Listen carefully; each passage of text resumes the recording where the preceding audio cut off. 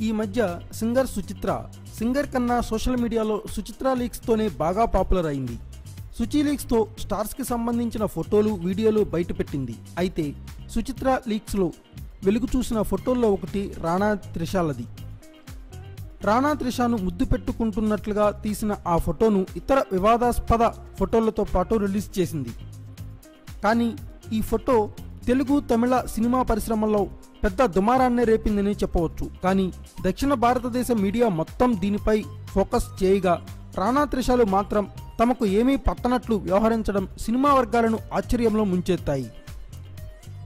దక్షిణ భారతదేశం మొత్తం ఆ ఫోటోపై మాట్లాడుతుండగా వారు మాత్రం దాన్ని లైట్గా తీసుకున్నారు. కానీ ఎవరి నుండి ఎలా సమాధానాలు రాబట్టాలో మీడియాకు బాగా తెలుసు.